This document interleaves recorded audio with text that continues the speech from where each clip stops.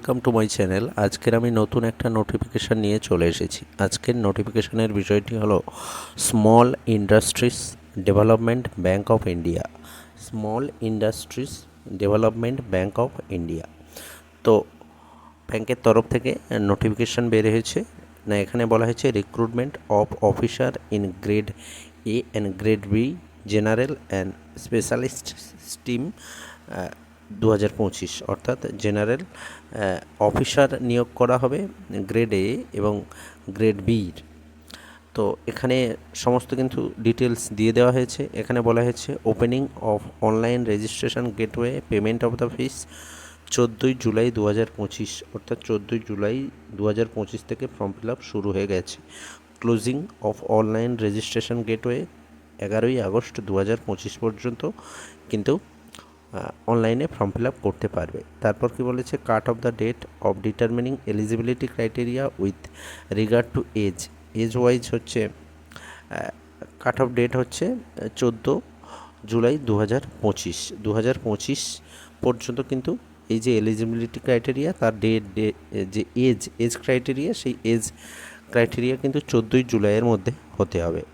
তারপরে এখানে কি বলা হয়েছে, cut off date for determining eligibility criteria with regard to educational qualification and post qualification experience, অর্থাৎ এডুকেশনাল কোয়ালিফিকেশান এবং পোস্ট কোয়ালিফিকেশান এক্সপিরিয়েন্স কিন্তু 11ই আগস্টের মধ্যে হতে হবে। 11ই আগস্টের মধ্যে হতে হবে, অর্থাৎ বয়স 14 জুলাই 2025-এর মধ্যে বয়স যেটা দেওয়া থাকবে সেটা কমপ্লিট হতে হবে। আবার কোয়ালিফিকেশানের ক্ষেত্রে 11ই আগস্টের মধ্যে থাকতে হবে। তারপর কি বলা হয়েছে, tentative date of online examination September 6, 2025-এ হচ্ছে ফেজ 1-এর পরীক্ষা হবে। তারপর ফেজ 2 অনলাইন এক্সামিনেশন অক্টোবর 4, 2025-এ পরীক্ষা হবে। তারপরে ইন্টারভিউ নভেম্বরে ইন্টারভিউ হবে। এই ডেটগুলো এখানে দিয়ে দেওয়া হয়েছে। তো টোটাল ভ্যাকান্সিস কত? টোটাল ভ্যাকান্সিস যেটা ভ্যাকান্সি হচ্ছে গ্রেড এ এর জন্য ভ্যাকান্সি হচ্ছে 50 এবং গ্রেড বি এর জন্য ভ্যাকান্সি হচ্ছে টোটাল 26। তো এই যে টোটাল ভ্যাকান্সি গ্রেড এর জন্য 50 ভ্যাকান্সিতে এসসি এসটি ওবিসি আনরিজার্ভ সমস্ত ভ্যাকান্সি কিন্তু এখানে বলে দেওয়া হয়েছে। টোটাল আনরিজার্ভ 20টা, এসসি 7টা, এসটি 3টে এবং ওবিসি 15টা, ইডব্লিউএস 5টা। এই হচ্ছে টোটাল ভ্যাকান্সি। তারপরে হচ্ছে পিডব্লিউডি এদের ক্ষেত্রে হচ্ছে ভ্যাকান্সিও বলে দেওয়া হয়েছে। তারপরে গ্রেড বি এর ক্ষেত্রে টোটাল 26টা ভ্যাকান্সির মধ্যে এসসি 1টা, এসটি 1টা, ওবিসি 3টে, ইডব্লিউএস 2টো, তারপরে হচ্ছে এখানে আনরিজার্ভের ক্ষেত্রে 4টে। এরকমভাবে ভ্যাকান্সি কিন্তু বলে দেওয়া হয়েছে। সমস্ত নোটিফিকেশান ভালো করে দেখে তারপর তোমরা অ্যাপ্লাই করবে। তো তারপরে এখানে যেটা গুরুত্বপূর্ণ বিষয় এখানে বলা হয়েছে যে এজ ক্রাইটেরিয়ার ক্ষেত্রে এখানে বলা হয়েছে যে এসসি এসটি ওবিসির ক্ষেত্রে যে এজ ক্রাইটেরিয়া সেটা কিন্তু মানে যে ছাড়, সেই ছাড় কিন্তু অবশ্যই তোমরা পেয়ে যাবে। তো এখানে কি বলা হয়েছে যে গ্রেড এর জন্য এজ হচ্ছে 21 থেকে 30 বছরের মধ্যে হতে হবে, 21 থেকে 30 বছর। গ্রেড বি এর জন্য 25 থেকে 33 বছরের মধ্যে হতে হবে। গ্রেড বি এর জন্য 25 থেকে 33 বছরের মধ্যে হতে হবে।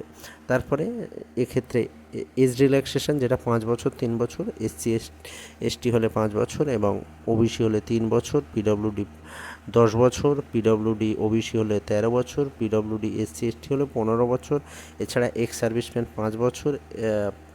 এই যে বয়সের ছাড়গুলো সেগুলোও কিন্তু তোমরা অবশ্যই পেয়ে যাবে। তারপরে এখানে কিন্তু সমস্ত কিছু ডিটেলস বলে দেওয়া হয়েছে। এডুকেশনাল কোয়ালিফিকেশান গ্রেড এ ম্যানেজারের জন্য educational qualification graduation in commerce, economics, mathematics, statistics, business administration, engineering with minimum 60% marks, 50% for SC ST পিডব্লিউবিডি। অর্থাৎ এই যে স্ট্রিমগুলো বলে দেওয়া হয়েছে বা সাবজেক্টগুলো বলে দেওয়া হয়েছে, যেমন commerce, economics, mathematics, statistics, business administration, engineering, এই সমস্ত ক্ষেত্রে গ্র্যাজুয়েশানে 60% মার্কস। সেক্ষেত্রে এসসি এসটি হলে 50% মার্কস থাকলে হবে। অথবা কোম্পানির সেক্রেটারিয়েট সার্টিফিকেট ম্যানেজমেন্ট অ্যাকাউন্ট অর্থাৎ সিএমএ, আইসিডব্লিউএ এই সমস্ত ডিগ্রি থাকলে হবে, অথবা চার্টার অ্যাকাউন্ট হলে হবে, এমবিএ থাকলে হবে। তো এখানে সমস্ত কোয়ালিফিকেশানের ডিটেলস কিন্তু এখানে বলে দেওয়া হয়েছে, তোমরা ভালো করে দেখে তারপর কিন্তু তোমরা অ্যাপ্লাই করবে।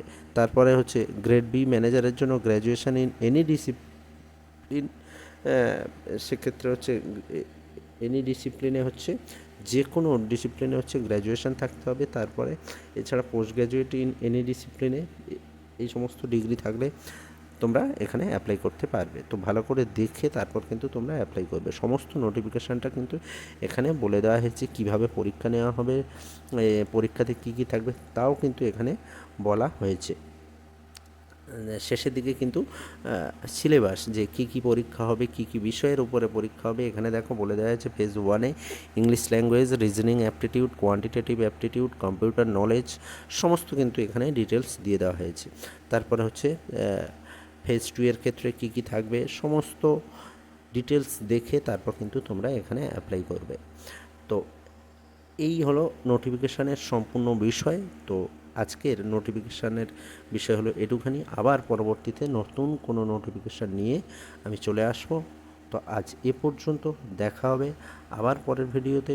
ধন্যবাদ।